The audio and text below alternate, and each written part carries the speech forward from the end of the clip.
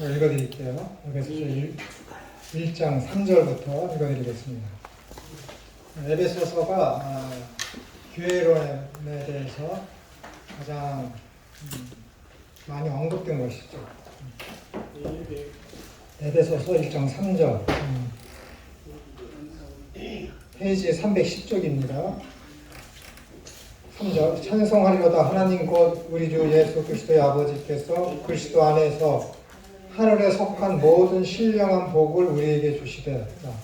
하늘에 속한 모든 신령한 복, 그것이 무엇이냐면 곧 그렇죠? 신령한 복이 무엇인지에 대해서 이제 말씀하신 곧 창세전에 그리스도 안에서 우리를 택하사. 첫 번째 복, 창세전에 천지가 창조되기 전에 그리스도 안에서 우리를 택하사. 두 번째, 우리로 사랑 안에서 그 앞에 거룩하고 흠이 없게 하시려고 우리를 택하신 것이죠. 그 기쁘신 뜻대로 우리를 예정하사. 하나님께서 우리를 예정하실 때 기쁘신 거예요. 아주 기쁘신 거예요. 예수 그리스도로 말미암아. 그러니까는 나주님의 기쁨 되길 원하네. 찬송할 필요 없습니다. 여러분은 이미 하나님의 기쁨의 대상이에요. 기쁨의 대상이에요. 하나님께서 우리는 아까 구주를 생각만 해도 내 마음이 이렇게 좋다고 했는데 하나님은 여러분을 생각만 해도 기쁘신 거예요. 왜냐하면은 하나님이 예정해서 택하신 그들은 결국은 하나님께서 목표하고 목적하신 그곳까지 우리를 데려가실 수 있기 때문에 그렇습니다. 데려가시기 때문에 하나님이 예정하신 것, 하나님이 말씀하신 것은 이미 이루어진 거예요. 왜? 그분은 전지하시고 전능하시기 때문에 그렇습니다. 그러시기 때문에 하나님께서는 기쁘신 거예요.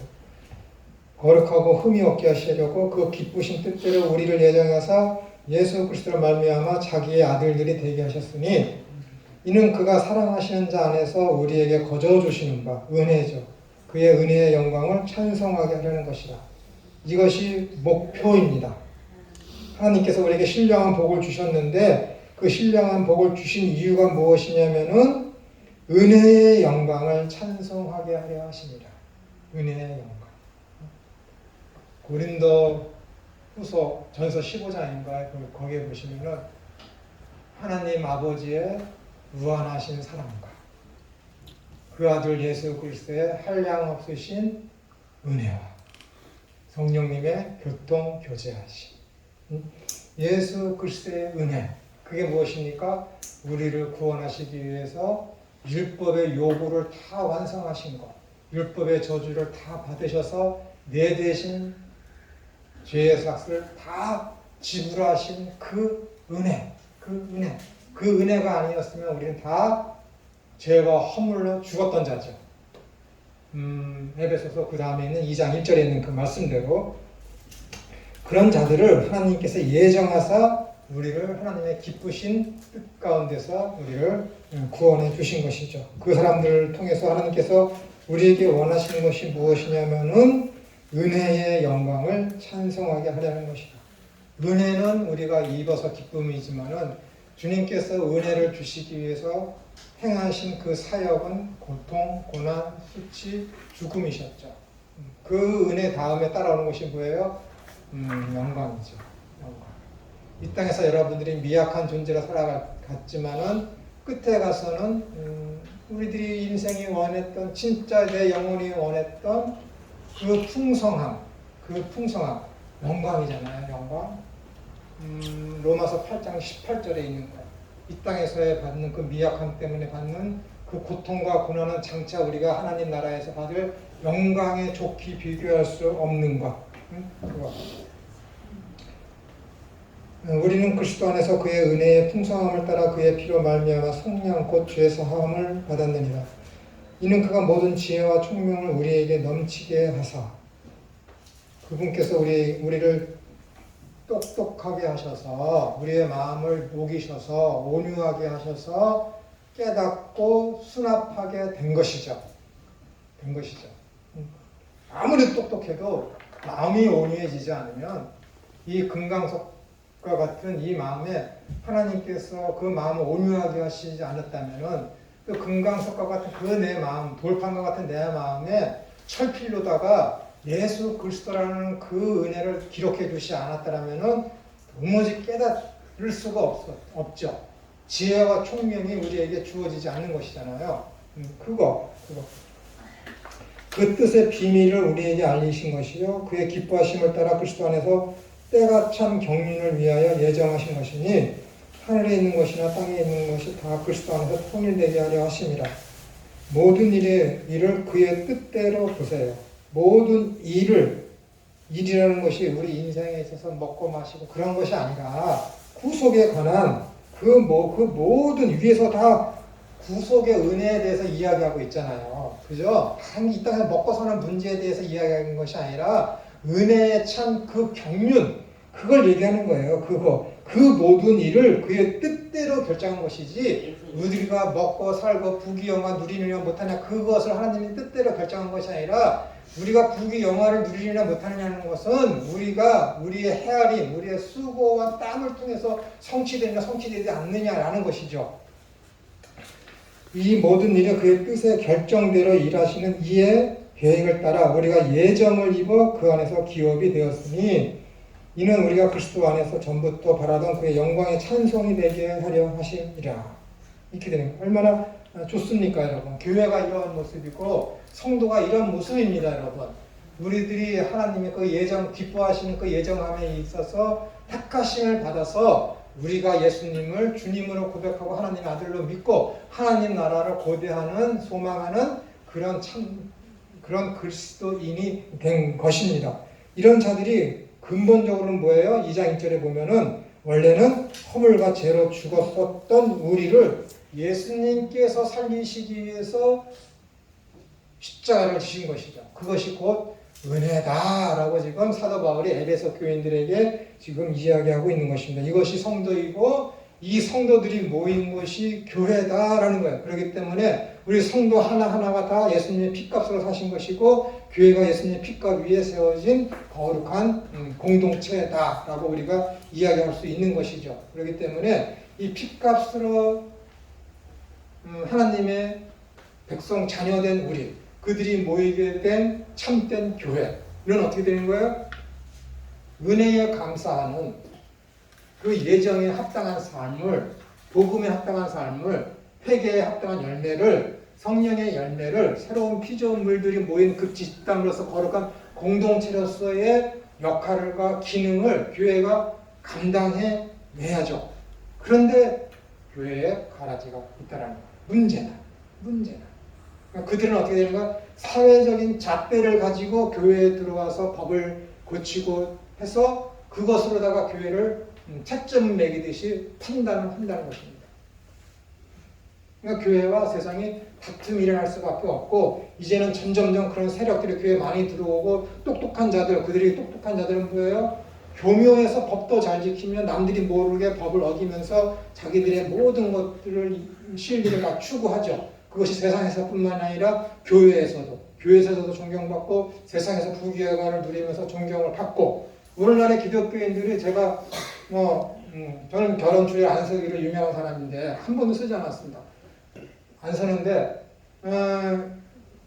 참 네 딸 결혼 잘했다 라고 목사님들이 이야기하는 그 주변 얘는 뭐냐면은 좋은 직장 가졌고 1년 연봉이 5천 이상이고 하는 그런 어떤 세상적인 잣대를 가지고 목사님들도 야, 너 참 결혼 잘했다 라고 이야기합니다. 안 그렇습니까? 네. 그렇습니다. 그러면 안 되는 거예요. 안 되지. 근데 따라가고 있어요. 세상의 잣대로 다 보고 있지. 그래서 믿는데 교회도 마찬가지예요. 교회가 세상에 있는 사람들이 똑똑한 사람들이 많으니까 범죄인들이 교회 안에 들어와서 세상적인 그런 법률적인 잣대를 가지고 교회를 팔아가. 그래서 목사님이 선교지에 가서 선교 헌금하고 그러는데 그거 시비를 걸고 그러지. 목사님이 어떤 선교하고 그런 데 있어서 자유가 좀 많이 제약을 받게 되는 것이죠. 교회가 드러내는 건 좋겠지만은 이 문제의 최고 위에 있는 책임자는 누구냐면은 김동호 목사예요. 그럼 그분 책임이라고 해요. 그분이 뭐라 그랬습니까? 잘난 체 하면서 승의 제일교회 그렇게 하면서 하는 것이 뭐예요? 교회도 외부 감사를 받아야 된다. 외부에서 회계사를 교인이 아니라 외부 회계사를 데리고 와서 교회도 감사를 받으면 교회가 많이 금전적으로 문제가 있기 때문에 그런 말을 하지만은 세상적인 법적인 것으로다가 교회가 판가름 받아야 된다라고 처음으로 한국에서 공식적으로 주장한 사람 그 사람이기 때문에 그 사람을 내가 비판을 하는 거예요. 안 되는 거야. 그러면 안 돼. 교회가 똑똑한 사람 그거 할 수 있는 사람이 없습니까? 해야지. 교회 내에서 그런 걸 해야지. 이 A라는 교회가 있고 B라는 교회가 C라는 교회가 있으면은 A하고 B 교회가 친해. 그렇지 않으면 C 교회에 있는 사람이 와서 하면 되지. 그게 바른 거 아닌가요? 교회가 교회를 해야지. 왜 세상적인 잣대를 가지고 그런 것을 판가를 합니까? 그들이 선교에 대해서 의미를 세상 사람들이 알고 있습니까? 구제에 대해서 그들이 알고 있습니까? 못하거든. 뭐 저야 교회적인 그런 차원에서 못해요. 선교, 구제 그런 건 다 구제하고 새 복지 이런 개념들이 다 성경에서 나온 건데 이것들이 이제 뭐예요? 알만큼 알았다고 하니까 교회를 이렇게 판가름 내고 하는 세상적인 법들을 가지고 와서 교회의 어떤 선과 악을 세상적인 법으로다가 지금 그것을 이제 점수를 매긴다는 게 문제라는 것이죠. 그러면 안 돼요. 그러면은 세상적인 윤리에 의해서 교회가 판가름 나고 세상적인 윤리에 의해서 하나님이 하시는 일에 옳고 그름이 그 법에 의해서 판가름 나는 것이죠. 그렇기 때문에 법에 의해서 위법인 것은 어떻게 되는 거예요? 교회가 심판을 받게 되는 것입니다. 그러면 안 되는 거예요. 신정 이것이 분리돼서 이루어져야 되는데 정치가 위에 있고 어떤 신이 아래에 있는 것처럼 해서 하게 된다면은 이건 굉장히 심각한 것입니다. 성도가 타락하고 교회가 타락하면 그때 하나님의 심판이 임하는 거예요. 구약의 역사가 그랬고 세계의 흐름이 계속해서 그렇게 되어 왔습니다. 그것의 최고봉에 있는 것이 무엇이냐면은 교회의 타락이며 교회 내에 세상적인 어떤 권력이 들어와서 그 교회가 성적으로 문란해져서 동성애를 인정하게 되는 그런 시기가 되면은 멸망하는 거예요. 교회 역사가 그랬다니까요. 종교 기독교의 역사가 그랬다니까요. 구약의 역사가 그랬고 신약의 역사가 그래 왔습니다. 가장 큰 문제가 그런 어떤 성적인 문란입니다. 금전적인 문제도 있지만은 그거보다 더 심각한 창조의 기본 질서를 흐트리는 거잖아요. 그러니까 성적인 그런 문제들은 동성애를 인정하고 안 하고 얼마 전에도 뭐 감리교회 어떤 목사가 동성애를 인정하고 퀴어 축제에 가서 축복한 그 감리교 목사가 동성애자인 그 목사 후보생한테 머리에 손 놓고 축복하지 않았습니까? 그걸 이제 감리교회에서 또 인정을 하게 되고 그게 뭐예요? 그게 교회입니까? 그들이 교회의 어떤 창조 질서를 믿고 하나님을 믿는 자들의 행위입니까? 그게 감리교회입니다. 알미니안을 신봉하는 감리교. 인간은 스스로를 구원할 수 있다. 어떻게 선을 통해서 천주교와 통일하네. 그래서 인간이 구원을 얻었다가 영생을 얻었다가 그것을 잃어버릴 수도 있다라고 주장하는 것이 감리교잖아요. 그걸 자신들이 기독교라고 이야기하고 있습니다. 뭐 잘하는 것도 있지만 거룩을 강조하지만 그들이 주장하는 거룩은 완전히 비성경적인 그런 것들, 마치 사회적인 그 법체제 안에서의 그런 어떤 청빈 그런 것을 가지고 그들은 거룩이다라고 합니다. 그렇게 얘기 따지면은 뭐 기독교인이 아니더라도 천국 갖고 하나님의 백성이라고 칭함을 받고 할 수 있는 것이죠. 그들은 어떤 이제 선택의 그런 예정 교리에 대한 에베소서 1장 지금 읽은 이런 부분들에 대해서 굉장히 어떤 뭐랄까 부드러기 현상을 보이는 게 감리교회입니다. 부드러기 현상.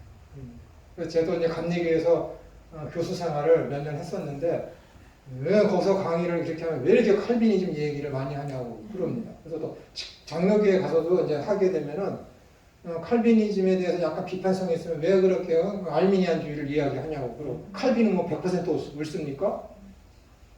지금으로부터 500년 전 사람인데 그렇지 않잖아요. 그거 얘기하는 거예요. 어떤 교회는 이렇게 거룩한 사람들이 모여 있는데 거기에 가라지들이 들어와서 교회에 심각한 문제들이 많이 발생하고 있습니다. 그래서 교회의 거룩성을 훼손하고 있죠. 거룩의 의미가 무엇인지도 모르고 세상적인 잣대로다가 교회가 판가름 되게 한 것은 교회의 책임이 큽니다. 교회의 책임이라는 것은 목회자에게 집중된 말이에요. 교회의 책임이라는 거죠. 리더잖아, 리더. 그렇지 않습니까? 그분들의 책임이 굉장히 큰 것이죠.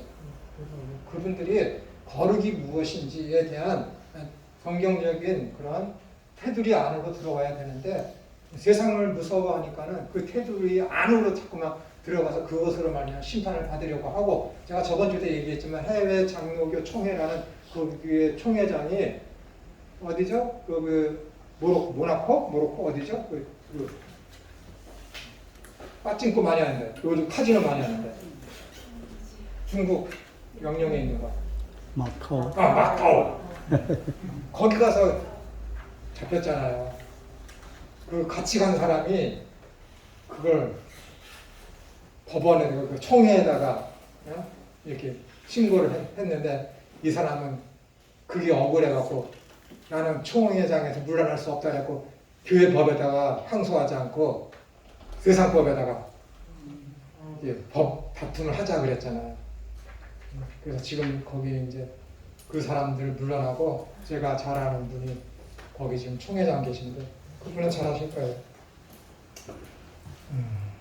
어쨌든 교회에 대한 이런 거룩성의 훼손은 목회자들의 책임이 가장 큽니다. 그래서 저는 목회자들 만나면은 목사님들이 잘해야 된다라고 얘기해요. 목사님들이 잘해야 된다. 지도자들이 잘해야 된다. 지도자.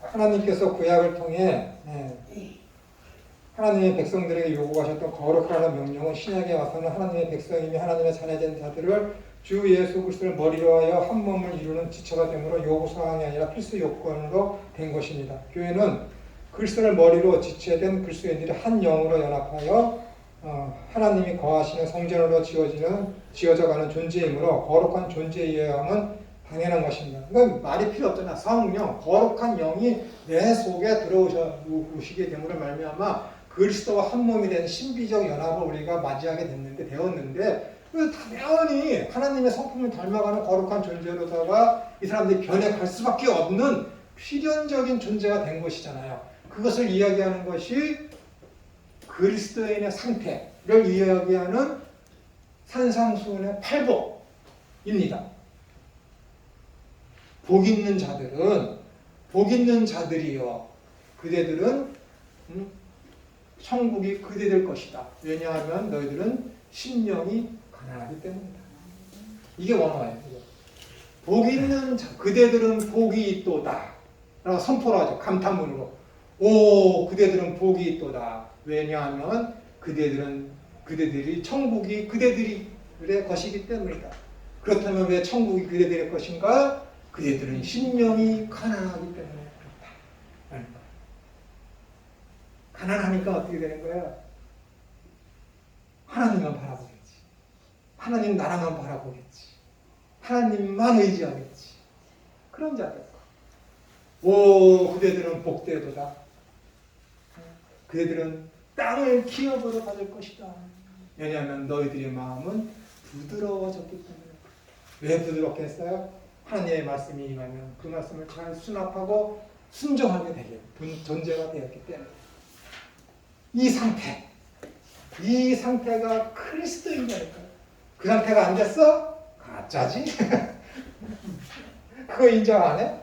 예수님 때문에, 너희 의 때문에, 예수님 때문에 고난과 핍박과 환난을 당할 때 너희는 오히려 기뻐해라. 슬퍼해? 가짜지. 답이 딱 나오잖아. 가짜지. 그리스도 때문에 너 헌신 안 해? 교회 헌금 안 해? 11조는 이제 다 폐기됐다고 하니까 이제 해방되었다서 헌금 안 해? 은혜 모르는 놈이지. 가짜지. 어떻게 할 거야? 하지 말라고 그랬다가 이제 안 하면 가짜라고 그러니. 그게 내 얘기인 거야? 성경에 있는 거 어떻게 할 거야? 그 상태.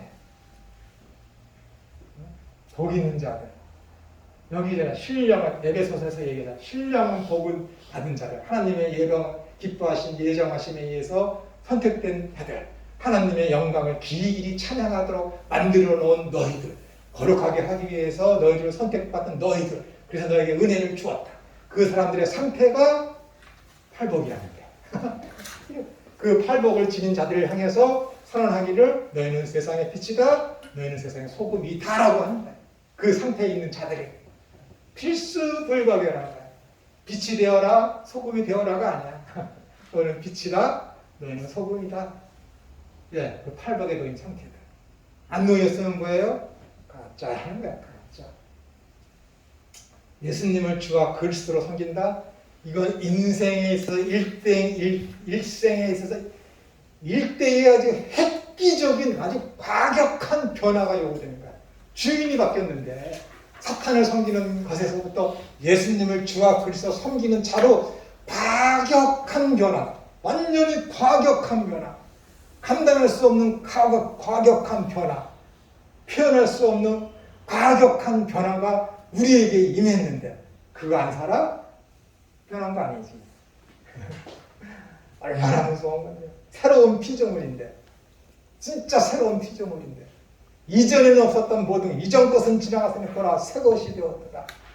어? 지금이라도 여러분 젊은 어리신 분들은 늦지 않았어요. 빨리 타오시하고 가도 돼. 갈 사람은 가는 거야. 가라지는 가는 거야. 알곡만 있으면 돼요. 하나님께서 추수 때에 그 가라지, 이 가라지 크고 참 예쁜데 가만 두실 것 같습니까? 아니요. 그냥 가치 없이 자라서 불에 살아서 없어버리는 거야. 아까워하지 않습니다. 기뻐하심에 의해서 예정한 그 자들만 하나님은 소중한 거예요. 근데 그 자들이 잘못한다? 곤란하지. 심판이 임하는 거지. 사람의 딸들과 창세기 5장 사람의 딸들과 하나님의 아들들이 눈이 맞아서 결혼을 합니다. 눈이 맞아서 결혼하는 게 뭐예요? 사람의 아들들이 하나님의 아들들이 사람의 딸들을 따라서 삶을 사는 거야. 세상적인 방법으로 세세 후손들이 가인의 삶을 표방하면서 산 거야. 자신의 가인이 어떻게 한 거야? 자신의 성을 짓고 자신을 위해서 살인을 하게 되고 자신의 즐거움을 위해서 악기를 만들고 세상적인 풍요와 세상적인 그런 어떤 즐거움을 다 소유한 게 가인이야. 가인의 후손, 사람의 후손. 근데 하나님의 아들 세세 후손이 어떻게 해야 돼? 그렇게 살면 안 되거든. 근데 그것들을 흠모하며 그것들과 결혼했네. 세속에 물들었네. 하나님을 향해서 나아가는 그 자들이 어떻게 되는 거야? 세상의 목표를 두고 그들과 훔청망청 살아. 하나님이 후회하지. 쓸어버려야지. 싹! 몇 명만 빼놓고 8명만 빼놓고. 아까워하실 것 같아요? 가라지들? 이 수십억의 인구 하나님 아까워하실 것 같습니까? 아니야. 은혜의 하나님, 공의의 하나님, 사랑의 하나님, 정의의 하나님. 여러분들이 잘하고 있는데 하나님이 공의로우신 하나님으로 나타나지 않습니다. 여러분들이 못하고 실수하고 잘못하고 죄를 범할 때 하나님이 공의의 하나님으로 나타나십니다. 징계하시기 위해서, 훈련하시기 위해서. 훈련을 스스로 잘 받으면 편하지. 다 인정하고. 그럼 하나님이 훈련을 편하게 시켜서 김천호처럼 방공포병 사령부를 보내는 거예요. 말 지지리도 안 듣고 요 놈은 아주 그냥 곱게 세우려면 아주 힘든 훈련을 시켜야 돼. 이런 놈은 어떻게 가는 거야? 무디티로 보내는 거지. 특전사로 보내는 거야. 넌 그 훈련을 받아야만 너는 그 꼬부라진 게 펴질 거야. 안 그렇습니까? 특전사로 가실래요? 방공포병 사령부로 가실래요? 지혜로운 자는 금방 깨닫습니다. 이게 하나님의 뜻이로구나. 얼른 달려가지. 저처럼 사시면 안 돼. 적당히 살다가 한 대 맞겠는데 오는 척해. 하나님이 속으십니까? 알게 모르게 돌이켜보면은 손해야. 손해 아닌 것 같은데 모아진 게 없어. 주위에 사람도 없게 되니까요. 나는 내 실력과 내 잔재주로다가 사람을 내 편을 만들고 내 주위에 있게 하려고 가장 방법을 다 쓰지만은 그렇게 보면 다 떠났어요. 아무도 없는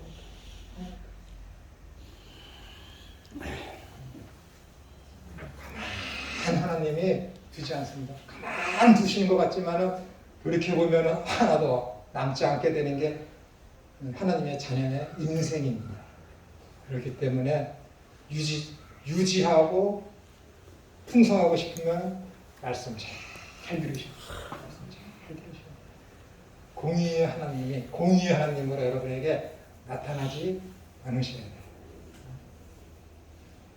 처음 저거 이렇게 구원을 보면 목사집 태어나고 3대째 믿게 했는데 저 마음속에 저렇게 능구렁이 같아서 저 새끼 저거 너 때문에 내가 지금 오늘도 속상하고 한탄스럽다.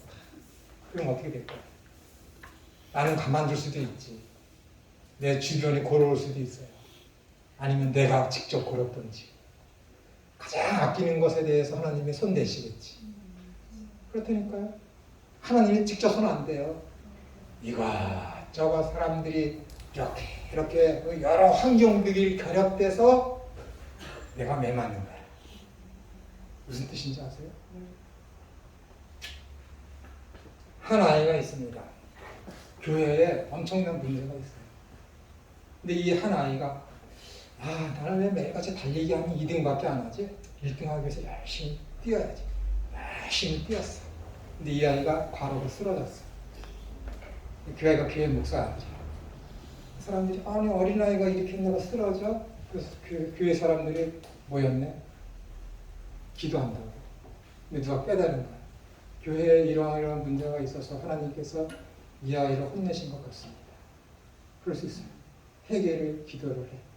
이 아이가 병원에 입원을 해서 다 나온다. 이게 깨달음이에요. 지금 제가 드리는 말씀이 무슨 뜻인지 모르면 말좀 도루묵이에요. 이 아이는 자기 스스로 자기 의지에 의해서 운동을 너무 과하게 해서 쓰러졌지만 이 아이의 입장에서는 그러나 지체된 교회의 입장에서는 교회가 잘못했기 때문에 하나님이 얘를 때린 것을 교회가 건드라는 거예요. 우연의 일치겠지. 근데 교회적인 차원에서 믿음의 눈으로 봐서는 우리가 잘못해서 하나님이 아끼는 이 아이를 혼내셨구나. 혼내신 게 아니라 이런 병이 걸리는 것을 허락했구나 라는 것이지. 빨리 돌이켜야지. 그거 돌이키지 못하면 그 목사들 병신되고 죽는 거예요. 여러분 인생도 그렇게 된다는 거예요. 이건 부인할 수 없는 거예요. 이거는 구속사에 있는 성경에서 계속 내려오는 것입니다. 이 일이 그냥 어떠한 일들이 우연히 일어나는 게 아닙니다. 아합이 누가 우연히 쏜 총 활에 맞아 뒤지잖아요. 걔는 우연히 쏜 거지. 어떤 병사가 쏜 거는 우연히 쏜 거지. 생명의 주권이 하나님께 있는데 걔는 우연히 쐈는데 걔는 맞아서 죽었다니까요. 이게 하나님의 심판입니다. 나는 우연 같지만 이 구속사의 믿음의 그 영적인 흐름에서 보면은 절대 우연은 없는 거예요.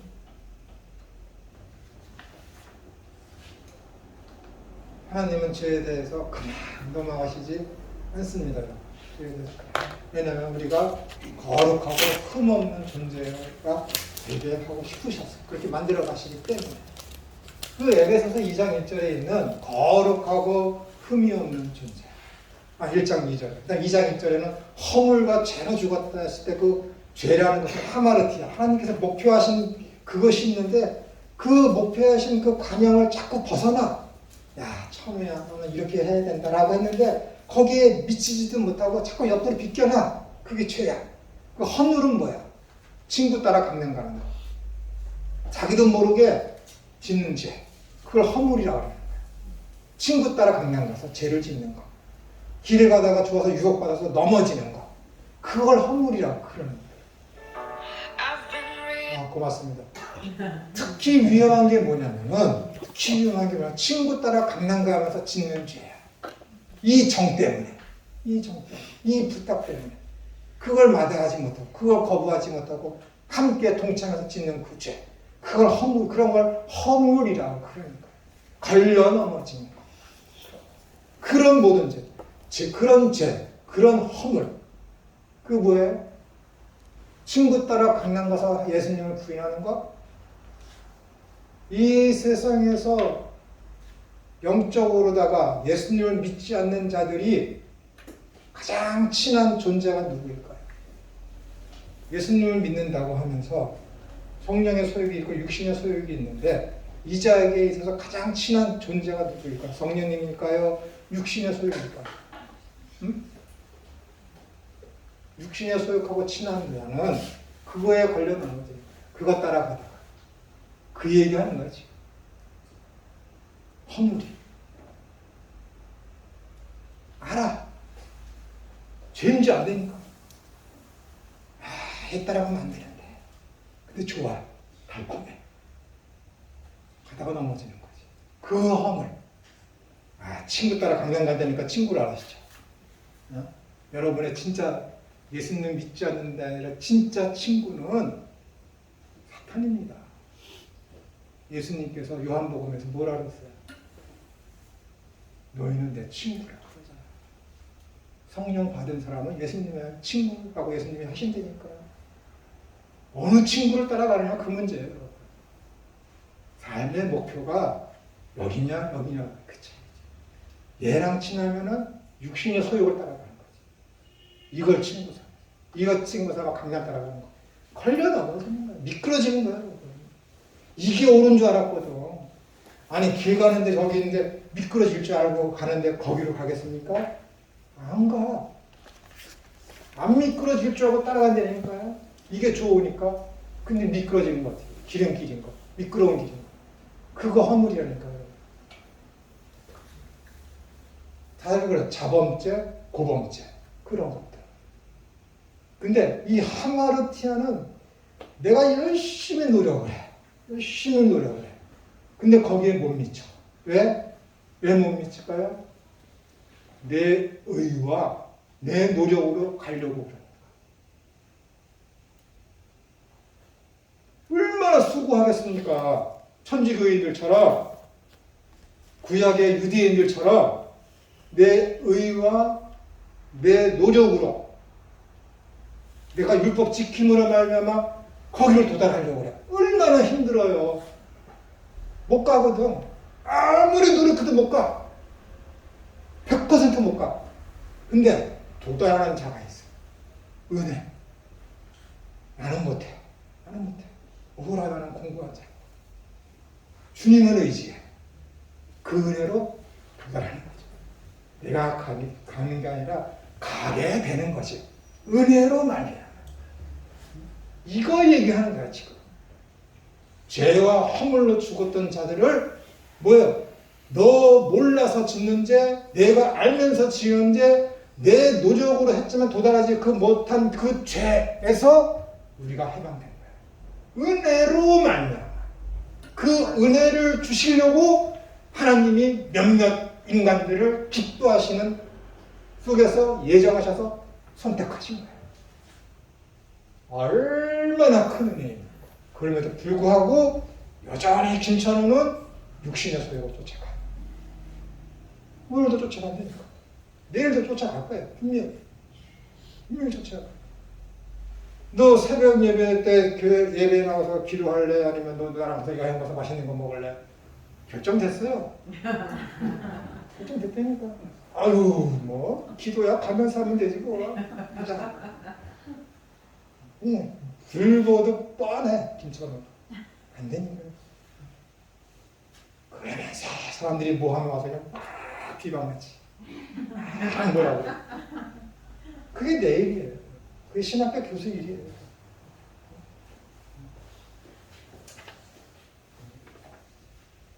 하나님이 그렇게 하셨는데 그렇다고 여러분 노력 안 하면 안 되는 거예요. 희한하지 않습니까? 노력을 하게 됩니다. 율법을 지키려고 최선을 다한다니까. 율법을 주신 목적이 뭐예요? 우리에게 죄를 더하게 하려고. 율법을 주신 목적이 뭐예요? 죄를 깨닫게 하려고. 율법을 주신 목적이 뭐예요? 예수 그리스도의 은혜를 알게 하시려고. 은혜를 알았어. 그럼 율법을 버립니까? 아니에요, 여러분.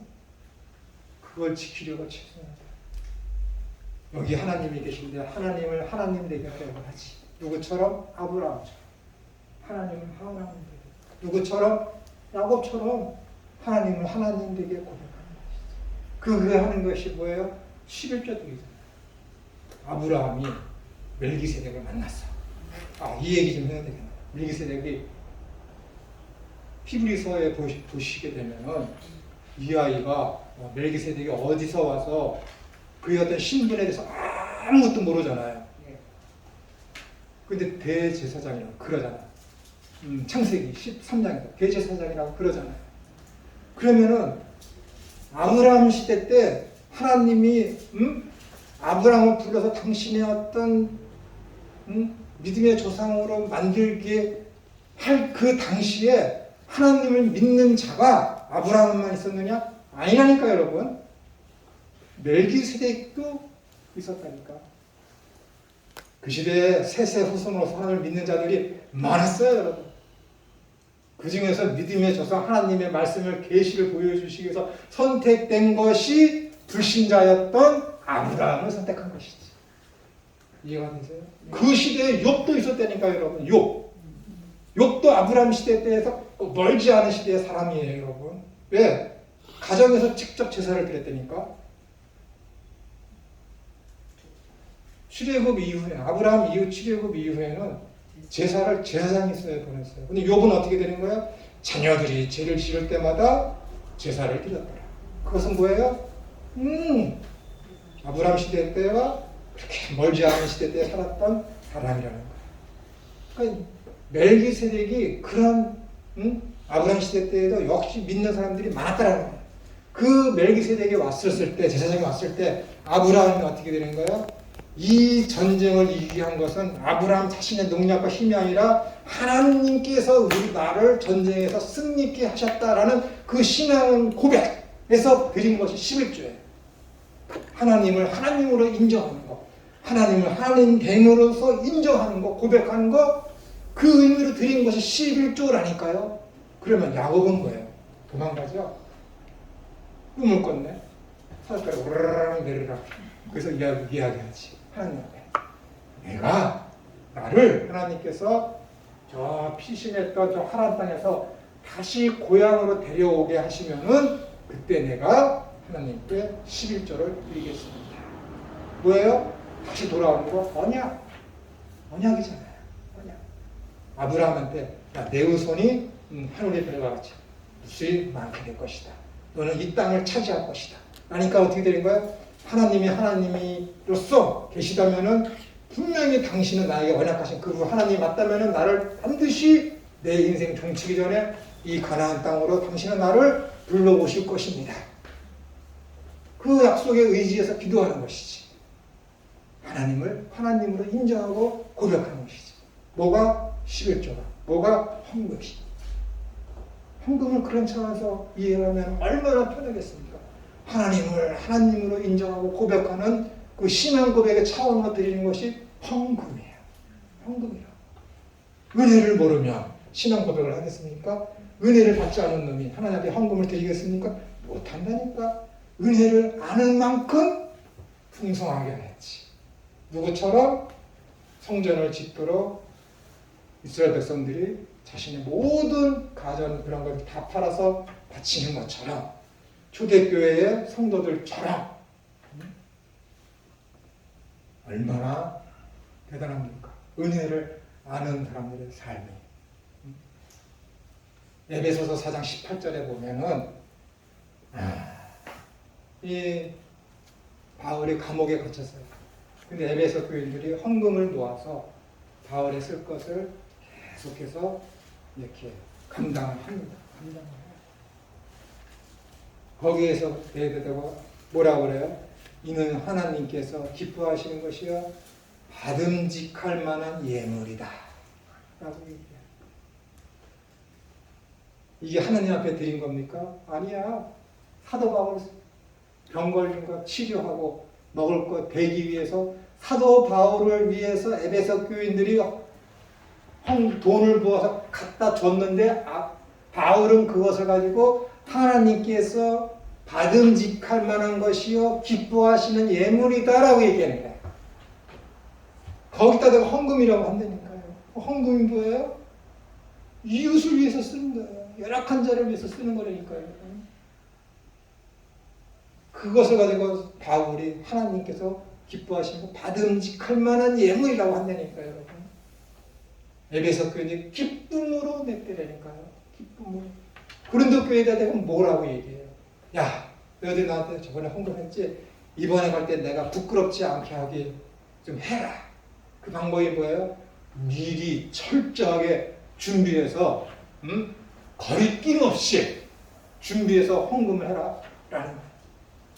내가 갔을 때 야 너희들 왜 헌금해라 해서 걷는 게 아니라 가기 전에 너희들 생활 형편에 맞춰서 어떻게 되는 거야? 돈을 모아서 나한테 달라는 거야. 그것이 헌금이라는 거야. 연보라는 것이지. 연보. 헌금은 그렇게 하는 거예요. 계획에 맞춰서 자기 수준에 맞춰서 뭐 이것이 하나님 앞에 드리는 예물이면 왜 그래? 아니라니까요. 하나님에 대한 신앙 고백, 하나님을 하나님으로 인정하는 것, 기꺼이 즐거운 마음으로 행하는 것, 내 자유의지가 그렇게 발동되는 것, 하나님이 그렇게 만들어 가신다니까요, 여러분. 자유의지, 자유의지. 내가 나에게 자유가 있는데 내가 의지를 가지고 쓰는 게 자유의지냐? 아니면 나에게 의지가 있는데 그것을 자유롭게 쓰는 게 자유의지냐? 이것에 대해서 얘기했죠. 자유의지라는 단어가 두 개 맞춰진 거라고 했잖아요. 자유와 의지. 이 자유의지가 나한테 자유가 있는데 이것을 내가 어떤 의지를 가지고 쓰느냐가 자유의지인가? 아니면 나한테 의지가 있는데 이 의지를 내가 내 마음대로 자유롭게 쓰는 게 자유의지인가? 이 싸움이 지금 벌어지고 있다니까요. 자유의지라는 것은 무엇이냐면은 나한테 어떤 자유가 있어. 갈라디아서에서 야 너희들은 음식을 먹을 권리 있고 먹지 않을 권리도 있어. 고린도 교회도 그래. 너희 먹을 권리가 있고 먹지 않을 권리가 있어. 내가 상전이야. 내가 그 상전의 권리를 쓸 자유가 있고 쓰지 않을 자유도 있어. 그래서 어떻게 쓰는 거예요? 거듭난 의지를 가지고 그 자유를 쓰는 거야. 거듭난 의지를 가지고 내 능력을 쓰는 거지. 근데 이 의지, 내 이성이 거듭나지 않으면 어떻게 되는 거야? 내 이 자유를 개판, 만판, 내 마음대로 진짜 쓰는 거죠. 자유를 자유롭게 쓰는 거지, 진짜. 의지를 갖고 쓰는 것이 아니라. 근데 하나님으로부터 말미암아 내가 은혜를 얻고 거듭났어. 내 의지가 이제는 세속적이 아니라 하나님 나라를 향하는 그 의지가 되어버렸어. 그 의지를 가지고 나에게 주어진 자유, 헌금할 수 있는 자유, 하지 않을 수 있는 자유 다 있어. 안 해도 죄가 아니고 해도 의가 아니야. 아니라니까. 하나님 돈이 없어? 그 돈 바친 거 갖고 뭐 기세 부려? 안 돼. 그거 죄라니까요. 내가 돈이 있어. 헌금 해도 되고 안 해도 될 권리가 나한테 있고 자유가 있어. 근데 내 의지가 어떻게 되는 거야? 하나님 나라를 향해. 그 의지를 어떻게 써야 돼? 바르게 써야지. 어떤 걸로? 청지기 직분. 이제 답이 나오십니까? 청지기 직분. 그 의지를 그렇게 발동하는데 그게 자유의지라니까. 이 자유의지를 가지고 이스라엘 백성들의 성전을 짓도록 자기 의지를 그렇게 쓴 거야. 에베소 교인들이 자기 의지를 가지고 헌금할 자유가 있는데 안 할 자유가 있는데 그걸 쓴 거지. 이쪽으로 거룩한 곳에 쓰라고. 초대교회 교인들이 자기 의지를 가지고 그렇게 쓴 거지. 근데 아나니아 삽비라는 실패한 거지. 거듭났지만 그 의지를 어떻게 되는 거예요? 바르게 쓰지 않은 거지. 아나니아 삽비라가 지옥 갔다고 얘기하지 마세요. 여러분보다 훨씬 나아요. 자기의 개신 자산을 다 팔았다니까. 전답이 몸을 다 팔았다니까. 오면서 그의 마음 되는 거지. 불안한 거지. 그러니까 하나님은 죽여버렸어요. 왜? 하나님 나라의 본질을 훼손하니까. 죽였다고 해서 걔가 지옥 갔다? 아니라니까 여러분. 함부로 말하면 안 돼요. 그 의지가 중요해요. 모든 인간에게 자유가 다 주어졌어요. 불신자나 성도에게. 선을 행할 수 있는 자유, 행하지 않을 수 있는 자유, 남을 때릴 수 있는 자유, 때리지 않을 수 있는 자유, 먹을 자유, 안 먹을 자유. 근데 그 의지가 중요한 거예요. 그 의지를 내가 지금 어떻게 쓰느냐가 중요하지. 그 의지가 남을 나보다 낮게 여기는 의지, 남을 사랑하는 의지, 서로의 짐을 서로 짓고자 하는 그 의지, 그 의지가 지금 있느냐 없느냐. 성령의 소욕을 따르는 자는 갈라디아서에 있는 그 5장에 있는 말씀 그대로 사랑과 온유와 충성과 절제니 하는 그 성령의 9가지의 그것을 이루어지게 하도록 하기 위해서 성령을 쫓아가는 그 의지. 그건 어떻게 되는 거예요? 그 갈라디아서 5장 그 위에 있는 거 술 취함과 방탕함과 자기 쾌락을 쫓아가는가 세상을 추종하는 그 의지가 있으면 그쪽으로 가게 되는 거지. 누구라도 믿는 자라도 그 의지.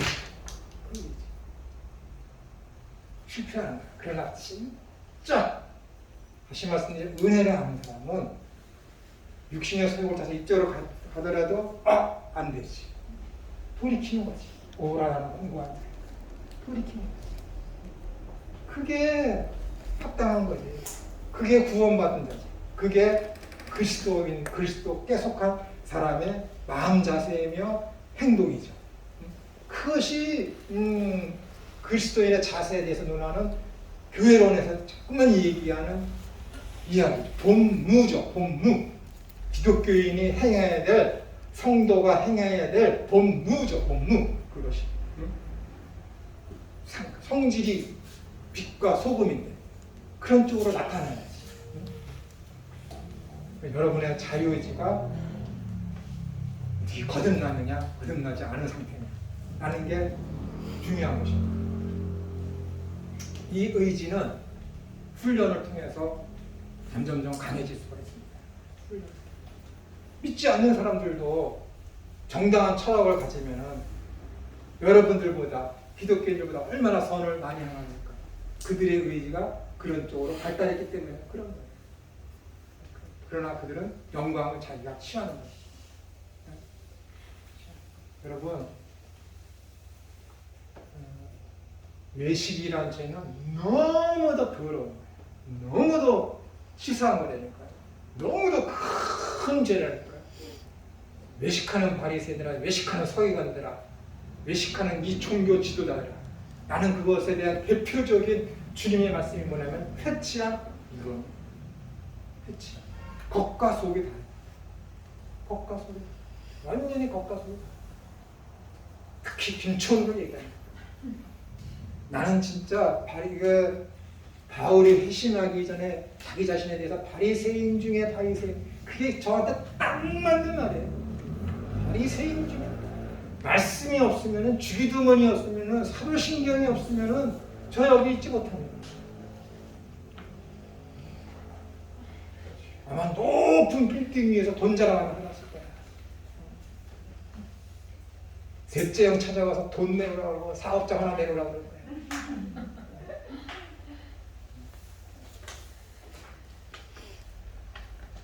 근데 그 주기도문하고 그 사도신경이 은혜를 깨닫게 하고 내가 할 일이 무엇인지를 매일 아침 매일 밤 각인시킨다니까요. 빠져나갈 수가 없어요. 회피하고 싶은데 빠져나갈 수가 없다니까요. 우리 집사람들 당신은 참 복도 많다. 복도 많다. 복도 많다. 제 별명이 케빈입니다. 나홀로 집에 아시죠? 별명이 케빈이에요. 장난도 많이 치고 순수하진 않아. 눈물도 많고 무서움도 많이 타고 변덕도 심하고 남들은 60세 넘으면 선교 가야지 그러면은 야, 왜 선교를 나이 먹어서 가냐 젊었을 때까지 너 60 넘어서 가면 병 들어서 너 병치레밖에 더 하냐 그러면서 김천을 안 넘으면 난 60 넘으면 선교 가야지 그때 소리 나고 남들은 못하게 하고 나는 합당화 시키냐 남들이 하면은 불륜이고 내가 하면 로망스야. 이 해칠한 무덤을 외식한다라는 것은요 주님께서 바리새인과 자기 행위로 말미암아 구원을 이루려고 하는 그런 거짓 그리스도인들에게 가장 적나라하게 그들의 죄성을 드러내는 관용구입니다. 그 소리는 듣지 마셔야지. 외식하는 자들. 외식이 뭐라 해서 배우라는 뜻이니까 배우라는 뜻이 배우. 오늘날 우리가 얘기하는 영화 배우. 그 뜻이 외식이라는 단어랑 똑같은 거예요. 아닌데 그런 척하는 거예요. 능력도 없는데 내가 그 사람인 척하는 거예요. 그 자리에 앉으면 안 되는데 그 자리에 앉는 거야. 배우들이 그러잖아요. 실제 생활로 들어오면 얼마나 허망하겠습니까? 아무것도 가진 것도 없는 사람이 드라마에서는 재벌 회장으로 딱 해서 모든 걸 다 부려. 근데 실제 생활에 와서는 아르바이트에 대한 그런 생활을 하게 돼. 얼마나 자기 자신이 초라해 보이겠습니까? 배우예요. 그게 외식이라는 거예요. 자기 게 아닌데, 자기 위치가 아닌데, 자기 영광이 아닌데, 자기 것이냐 하는 거. 그 외식. 자기 능력으로는 하나님 나라에 갈 수 없는데 나는 내 능력으로 갈 수 있다 그러고, 자기 자신 속으로는 구원받지 못한 것을 확신하는데 남들에게 나는 구원받은 자처럼 거룩하게 생활하는 것을 통해서 보여주려고 교회에 헌금 많이 하고 교회에서 도덕과 율법을 강조하면서 윤리적인 삶을 살아내는 그러한 자들. 본인과 하나님은 아시지. 김천호가 볼 때는 저 사람 참 바르고 정직하게 산다. 저 사람 진짜 그리스도인이다. 라고 얘기할 수 있겠지. 내가 본인하고 하나님은 아시죠. 외식하는 자들에게는 결국이 뭐냐면은 마태복음 23장에 있는 그 말씀대로 슬프도소이다. 슬프도다. 오 화로다. 주님으로부터 그런 심판의 소리를 듣게 되는 것이죠. 오이 코네온가? 오 화로다. 오 화로다. 자신은 잘 믿고 있는지 아는데 하나님은 그게 아니다. 그게 아니다. 난 지금 다른 일을 하고 있는 것 같은데 하나님은 그거 아니래. 얼마나 화나겠어요. 그러니까는 슬피 울며 일을 가는 거지. 상상만 해도 재밌어요. 상상만 해도 재밌어요. 정말로 교회 장로가 되어갖고 헌금하고 교회 목사님이 돼서 그냥 교회 대형 교회를 짓고 딱 하나님 앞에 섰는데 너 누구냐? 너 누구냐? 그러면 그 사람이 그럴 거 아니야. 끌려나가서 이 슬피 울면서 일을 팍팍 할 거 아닙니까? 재밌지 않습니까? 이 땅에서 모든 존경과 자기가 있어야 할 자리가 아닌데 모든 존경과 추앙을 다 받고 명예를 다 받고 부귀영화 다 누리고 목회자가 되었고 700만 원짜리 그 자전거 타고 다니면서 그것을 교회 사람들이 헌금해서 그렇게 한 것에 대해서 감사한다고 자랑하고 한 것이가 가갈입니다. 인터넷에서 그런 거 떠돌아다니잖아요. 계속 가겠습니다. 사람이 그 사람 얘기 듣고 너무 많이 한 것을 알면은 골치 아픕니다.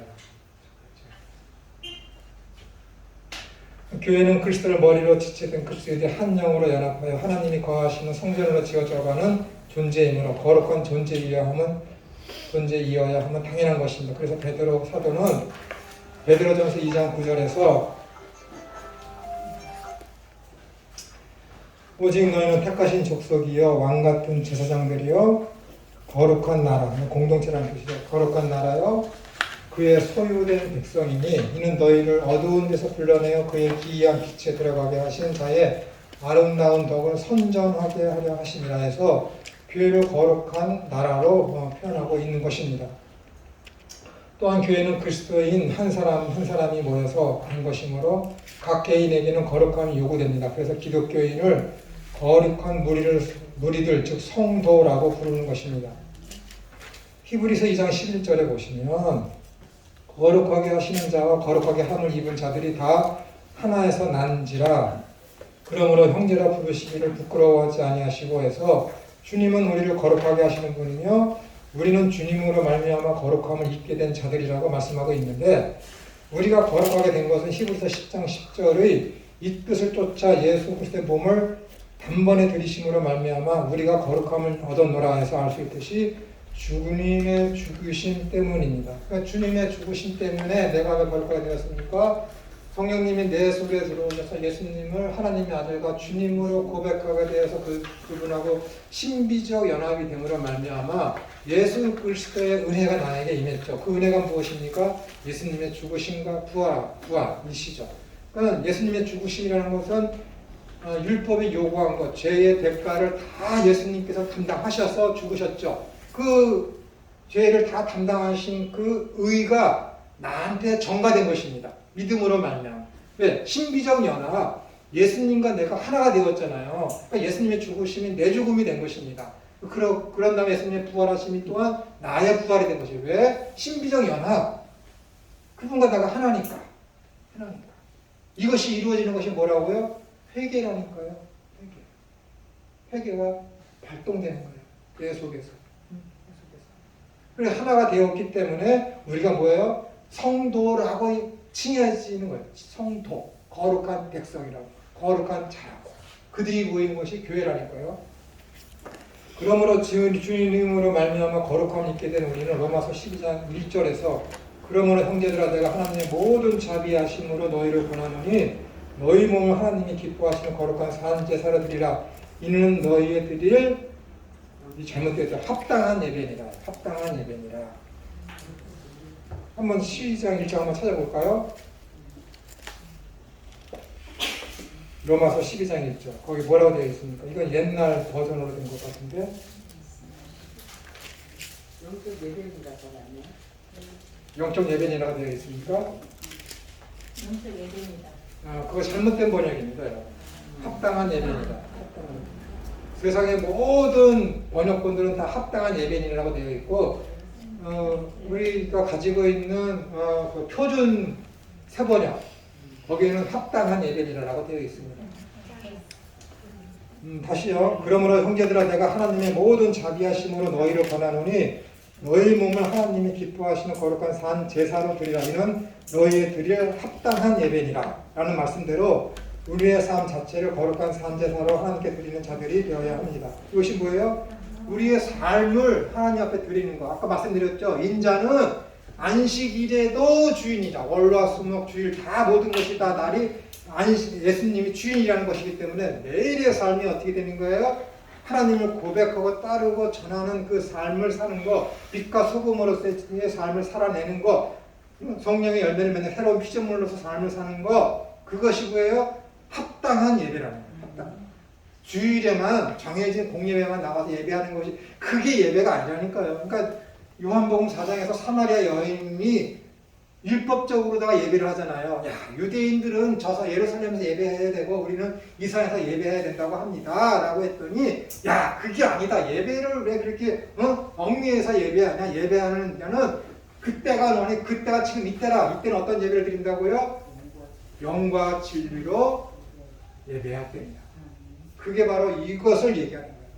장소와 시간에 구애받지 않고 매일의 그 삶이 너희들은 영과 진리로 삶을 살아내는 것, 그것이 합당한 예배고 그것이 영과 진리로 예배하는 것이다 라고 주님께서 말씀하셨죠. 그것을 재해석한 것이 바로 이 로마서 12장 1절이라는 것입니다. 이 로마서의 구분이 어떻게 되냐면 1장부터 11장까지는 교리적인 면을 얘기합니다. 은혜가 무엇이며 구원이 무엇이며 성도가 무엇이며 그리스도께서 하신 일이 무엇이며 율법의 기능이 무엇이며 그런 거 쭉 얘기하다가 이제 너희들 내가 기독교 교리에 대해서 쭉 얘기했지 이 교리를 아는 너희들은 이제부터 어떻게 살아야 되는 줄 알아? 라고 얘기한 것이 로마서 12장부터 16장까지입니다. 그 처음 시작이 뭐예요? 예배라니까 예배.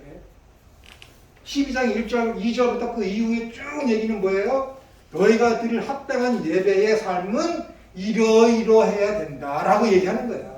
그것이 합당한 예배라는 거예요. 그것이 너희의 삶이 이래야 되는 거.